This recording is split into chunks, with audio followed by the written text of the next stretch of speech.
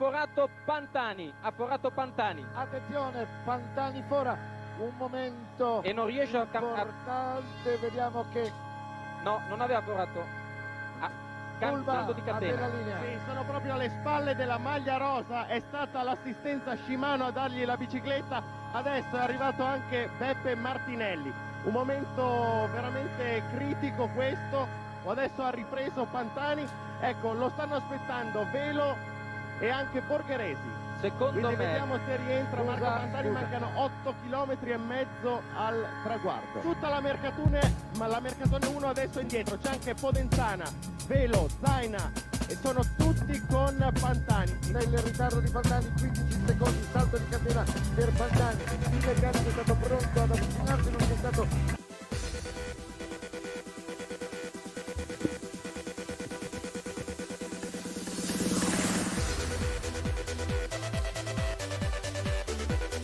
And welcome everyone to Between Two Wheels podcast. We're doing episode 327, stage 2 of the Giro d'Italia, and I hope everyone's having a good Cinco de Mayo. And we got Victor in there. Yes, we are live on YouTube. Thanks for joining us. And look, we did a little bit of a prelude there, a little bit of a open and homage to Pantani, and I'm going to talk about that because that was in 1999, stage up to Oropa. They've gone up there, what, 5-6 times? There's some questionable, did they go up there one time, 2017? I have it listed, or 2019. They have it listed with Bernal. I can't find it anywhere, not even finishing, not going up there on the stage. So we have some times going up Oropa. It's a famous climb there, like, well, it's somewhat famous because of Pantani. You saw it there. They come to the finish there. The last 11.3 or so kilometer stage or climb on the stage. Pantani in 1999 has the leader's jersey. He has a chain problem at the bottom. He loses 15 seconds. The race is already set off. They're then attacking up there. And what does he do? He flies through everybody and gets the win. And now, look, that was jet-fueled EPO era at its best, and he set the fastest time. He still has the record up there. It wasn't touched today. What's most disturbing, you look at that race there in 1999, and what's most disturbing about it is there's a break off the front, but they're getting caught. And who's not in the break is Jalabert, Laurent Jalabert, Frenchman, sprinter.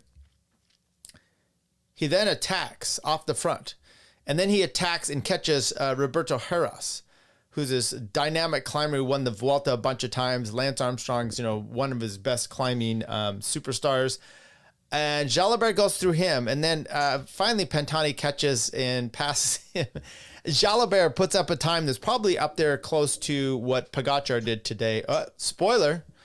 And that's maybe the most disturbing part of that era, which is, and everyone's talking about Pantani, but this guy that's not a climber bests all the climbers. Okay, so let's get right into today's stage, and I want to take a look at. There we go. To the highlights here. So maybe I should be a little bit more prepared onto where we have today on the stage race. So today we have stage 2, San Francesco al Campo to Santuario di Oropa, 161 kilometers. We talked about this and went over the stage yesterday. We've got a sprint spot about 93 kilometers in. We've got a Cat 3, and then the vaunted Cat 1 climb. And we are going to say, hey, how are we going to work this thing? How is this going to come about today? Well, they start from a velodrome, and race starts off there. And I'll just tell you, get 6 or so riders off the front. No one really in contention here. Here you go. Scaroni of Astana, Piccolo of EF Education, Davide Bias. I think he was either he or his brother were in here yesterday. I think him because he's got one of the inner Giro competition jerseys on now. Fiorelli was up here, and Marcrelli. Okay, so what the main thing you want to look at for this race is we saw yesterday, which is Pogačar. He's expected to be winning everything, of course, right, in this race, and he's actually said outright, look, it's disrespectful to my competitors. if you say you make me so like it's a done deal. But they talked to a few of them and they're like, no, it's Pogačar. I mean, it's fine that you're doing this. But with that in mind, there's only a few ways to beat Pogačar, which is to put him on the front unnecessarily. We've seen that in a few races. We've seen that in the Tour a few years ago. Remember, think back, 2 years or so ago? Our competitions of the Tour, when Roglic had wrecked, but he was still there, he and Vingegaard, and they attacked incessantly Roglic, and to the point where he was going after one, he's going after another, he's going after one, he's going after another, and he ends up losing some time that day. It was a big kind of a falter for him because he was, on the front too much. He still thought Roglic was in the mix, and he actually wasn't. His back was hurt. Point being is that's a good way to actually get him to lose. And you saw this yesterday where his team UAE kind of messed up their lineup for their lineup for the domestiques, for who's climbing, who's going to be in what order. And Rafael Majka did too much work. And in the end, you ended up putting Pogačar on the front too soon on that climb, even though he attacks. You could have just done it a little bit. I just felt it was a little bit different. He wasn't able to get rid of everybody. And in the end, he ends up losing the stage, partly because of what I just to say there.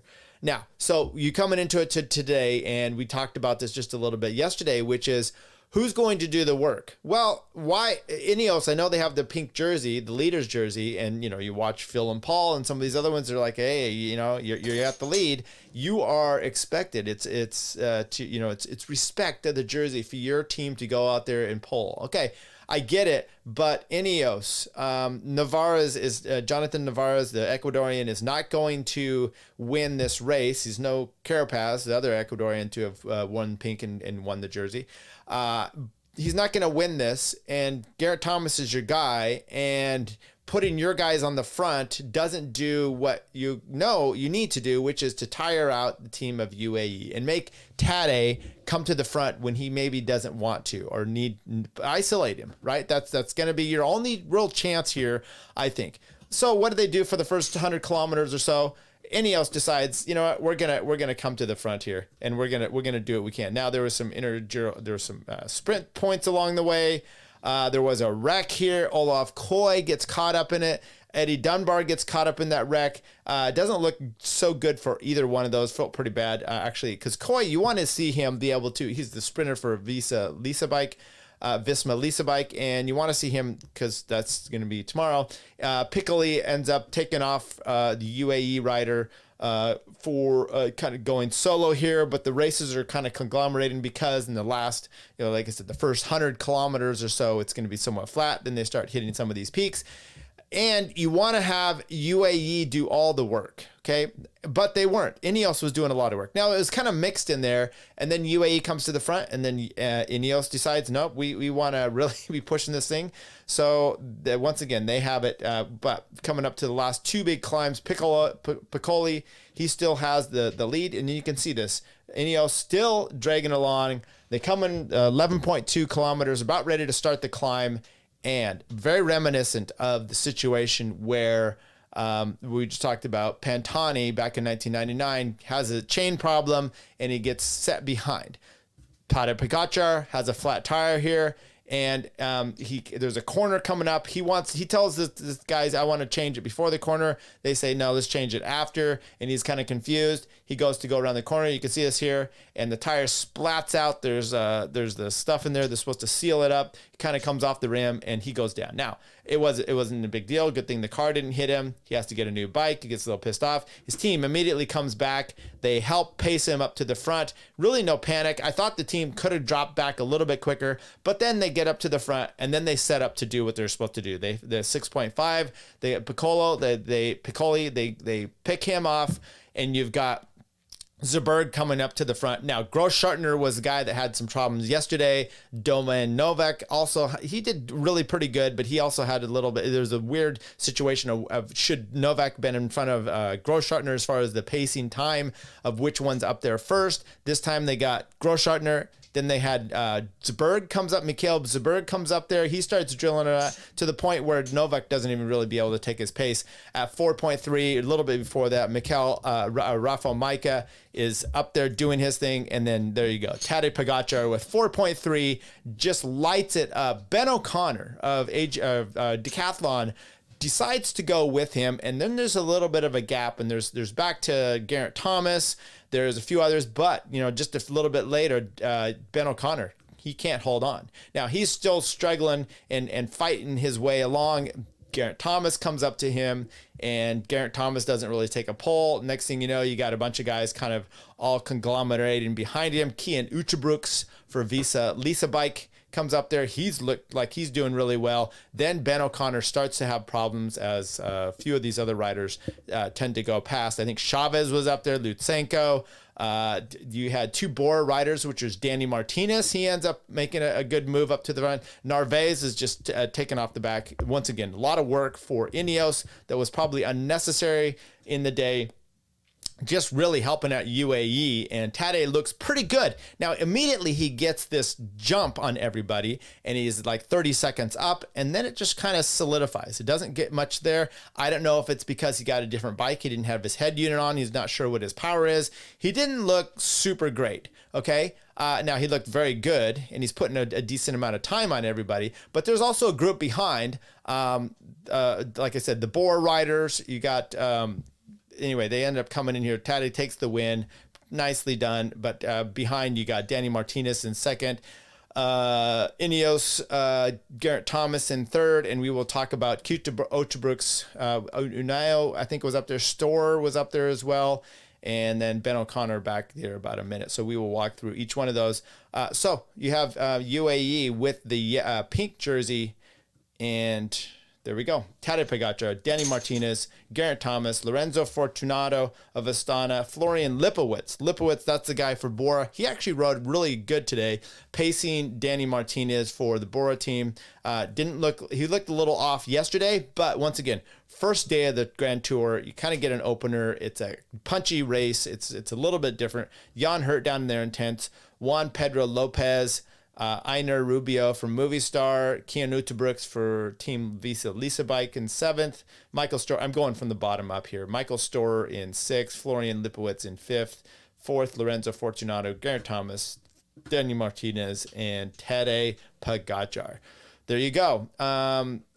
And those were the times. Let's go back to the times here real quick. 27 seconds. So there's a time bonus there, but 27 seconds, 37 seconds, 35, 37. And then all of a sudden it drops to a minute for Ben O'Connor. So Ben O'Connor tried to go Tadej. He said he flew a little too close to the sun, trying to hold his wheel, and then couldn't quite make it.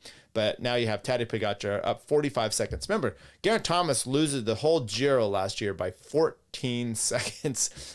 He's already down 45 in stage 2 of the Giro to Tadej. So there you go. Ben O'Connor, 124. I think he still has a good chance. Esteban Chavez, 124. Utebrooks, 54 seconds. We'll see how he does. Danny Martinez, 45. I just don't know if Danny Martinez. So who's the threats here for the overall second and third place for the podium? I really believe it's going to be Geraint Thomas. He looks good enough right now, and he knows how to ride a Grand Tour. He's probably going to come into himself. He may get himself a stage win at some point. I don't think he's ever going to be dropping Tadej Pogačar. There's 75 kilometers of time trialing in this race, so that does bode well for Pogačar. Not so good for Kian Utebrooks. Kind of in the middle of the range there for Martinez. He's had some great time trials and then not so great. Ben O'Connor, same with him. So Esteban Chavez, I really see you're going to probably solidify Geraint Thomas in second place probably quite nicely, and then it's going to be a fight for third. And I don't know if Danny Martinez can hold out for that. I do expect actually Ben O'Connor to be making his way up the leaderboard at some point.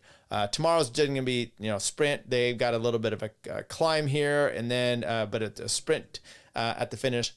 So we will look forward to that. Okay, let's take a look at the results here in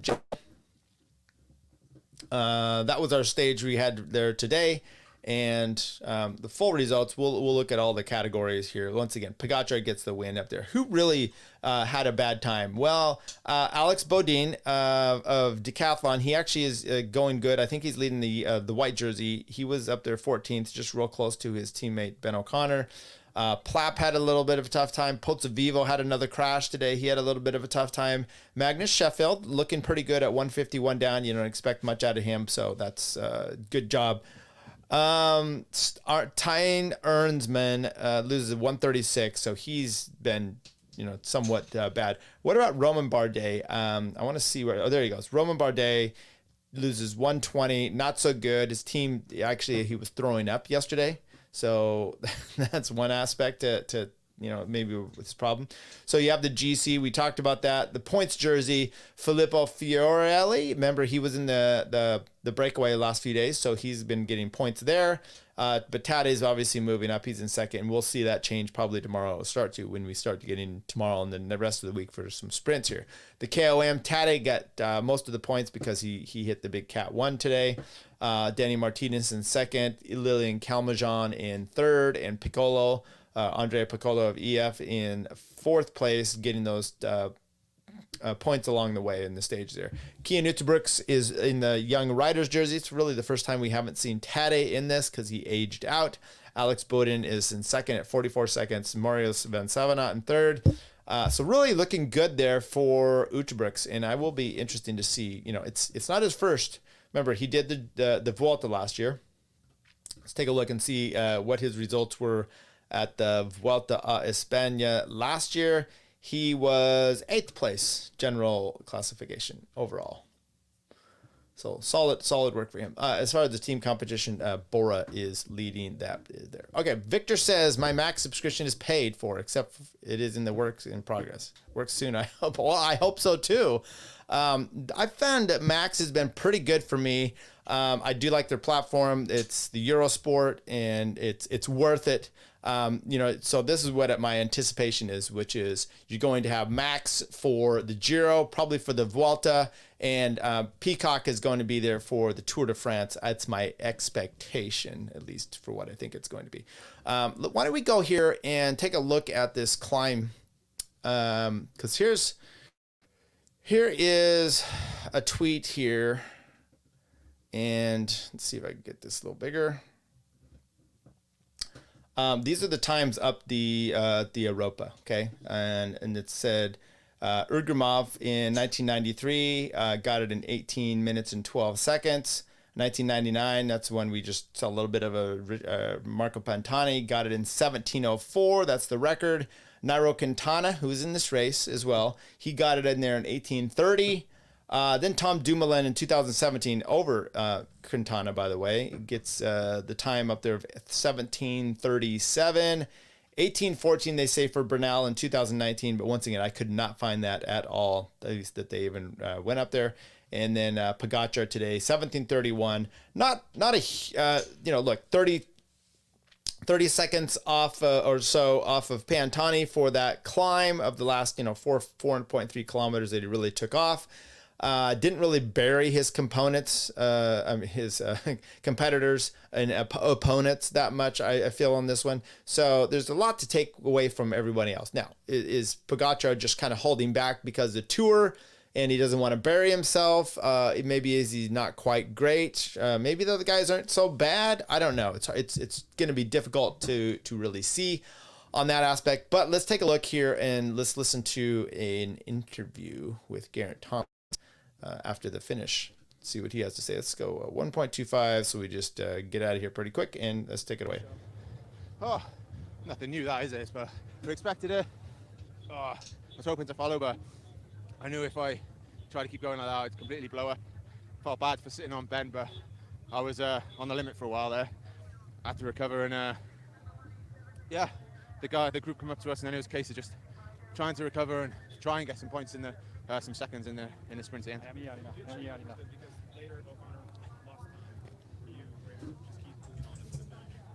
Yeah, I don't know really what happened to him, but like I say, I did feel quite bad not pulling, but I was like, man, I'm on the limit now, and I just had to judge it, and wait for that group to come and get us and try and just recover.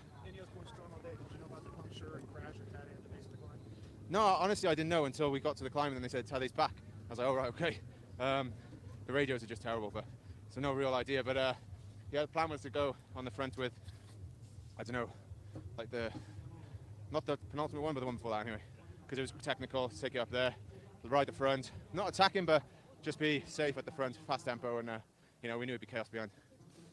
Great for you, happy with the performance of today?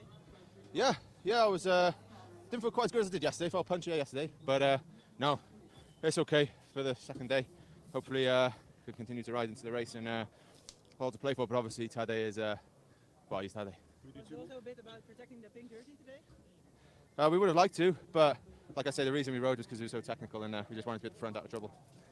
Thanks. One more. Interesting little point there. He makes the comment that they rode because the race was technical and they wanted to stay out of the trouble, which I don't believe because the first part of the race wasn't.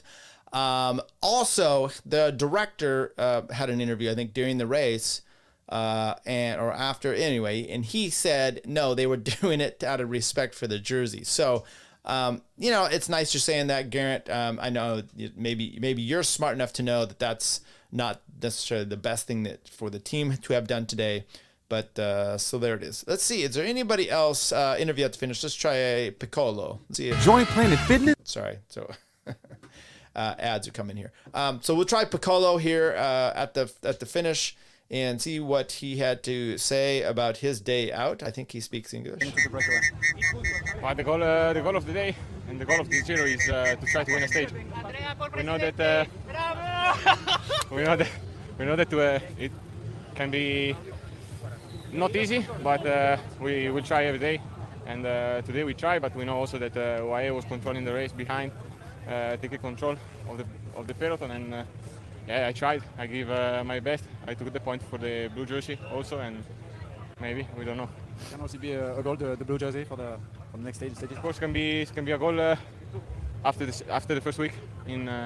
We see the second win and the third one. Just what about your shape, because you trained a lot before coming here. Did you expect to be at such level at the beginning of the Giro? Actually, I expected a good shape because I train a lot. I felt very good on training, but of course the race is different than training.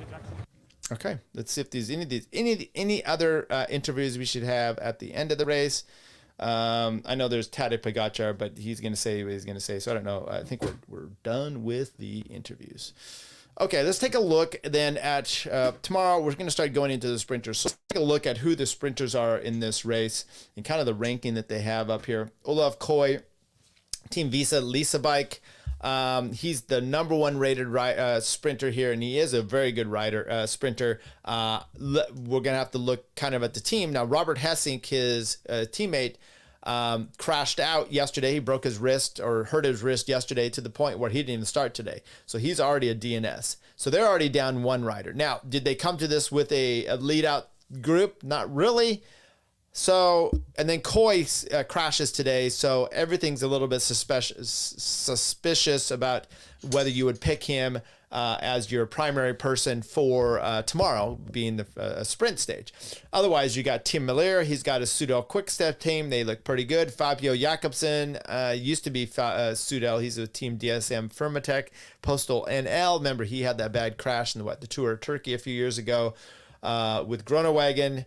Up against the barriers. He's come back and had some good sprints since then, but he's not quite been the same rider. Jonathan Milan for Little Trek. He does have a team that I would be looking for that is going to do a lot of good work for him. Now, Tim Miller up there, Soudal Quick-Step. He's got Luca Lamperti for a American rider that probably is going to be his lead out. So that will be interesting to watch. Bahrain Victoria, Phil Bauhaus, Caden Groves for Alpecin, Tobias Anderson for DSM. He should be leading out Fabio, but it depends on which one of those, because there is a little bit of a climb going up into the finish here. Zonancello for VF Group, Danny Van Poppel for Bora, Caleb Ewan for Team Jaco Alula. Now he's down there at 10th ranked, but I would put him much higher as to, Caleb, his Palmares and his racing results over the years does warrant him to be in the conversation of a sprinter. He went for it on a little hill the other day over the top for a bonus sprint, and he won. So he's actually looking pretty good. Juan Sebastian Milano for UAE. He was added to the. I don't know why they brought him as a sprinter, but he is here. Denesi, Gourmet, like I said, Consoni, Leperti, was on the Matteo Trentin, and then Pithy. I wouldn't put Pithy down here. And that's that climb up at the finish is really problematic. So the ones I'm really looking at here are Biniam Gourmet, Caleb Ewing, Caden Groves. I mean, this thing's stacked. Jonathan Milan, Tim Miller, and Olav Koy. I mean, I'm probably going for Tim Miller just based on the fact that he's got the best team to help him. But as far as his team and Little Trek, those are the two that I would say are probably the best suited for this situation. Well, then Alpecin Phoenix, DeQuanic, sorry. But I don't know, the Caden Groves, I would put him in quite the he did win a bunch at the Vuelta last year, but this is just a little bit different. So it'll be interesting to see how all this goes. There is some zigzagging the last 3 kilometers. They come in, there's some right turns, left turns, left turn, and then it does pretty much last straight. So it'll be interesting if you get caught up there. At least it's in the last 3 kilometers. But I am expecting a Tim Miller, an Olav Koy, unless Koy's hurt, battle with Jonathan Milan and Caleb Ewing. But man, I mean, this is what's great about the sprinting, which is you can just be off a little bit. And you see this with Caleb especially. Well, look, if he's not on and the right wheel and he gets moved out of position and he's not able to push you out of position into the right time, he's really not going for the sprint. And you'll see that with some of these guys. So it'll be a real interesting thing. I tend to believe that it's going to be a Malier, Jonathan Milan type of sprint there. Once again, Koy could be in the mix if he's feeling okay after the wreck. If he's not quite feeling him because it hit his knee and he had a bloody elbow. So if those aren't quite right, you could see maybe a Caden Groves pop up there as well. Now, I'm most interested to see if Luke Lamperti is set up to be the lead out for Tim Miller. And if so, then I'll be going for them. That would be just kind of an interesting little aspect of it. There you go. So let's take a look here. Let's take a look at the actual stage. Here's the profile. We've got 166 kilometers. It does have this bonus sprint. You have a Cat 4, a sprint spot, a little bit of a bump here, about 100 kilometers in. 144, you have a bonus sprint, and then this kicker. It's at the top of that. It's 1.2 kilometers at 6.1%. And then it does continue to rise, but then, look, 160, about 3-4 kilometers. From the finish here, you've got this Fossano climb, 1.8 kilometers at 4.2. It's not devious. I mean, it's less than the 6.1, obviously, but it's almost 2 kilometers long, and it will be come into play. So it'll be interesting to see if any of these teams, if they think, hey, we have a sprinter that can get up and over this, we're going to try to work everybody else and, get it so we minimize everybody, put them down so we can have it all to ourselves. All right, that's our prediction, our stage for tomorrow. We will be on. What time are we gonna do tomorrow? I'll try to do same time, maybe. We'll see. Keep your alerts on, so that when it does come time for everything, you get able to hear me. I'll give you maybe at least a half an hour, 45-minute intro, or lag time, so you get a chance to do it. All right, everybody. Until tomorrow. See ya. Froome now, he goes on the offensive, he goes on the attack over the top of this final climb, and nobody at the moment can go with him. He had 75 kilometres to go, and now under the Flamme Rouge, and there he is still, the virtual Maglia Rosa on the road. Who would have thought it at the start of today? But Chris Froome, masterful performance, takes the win.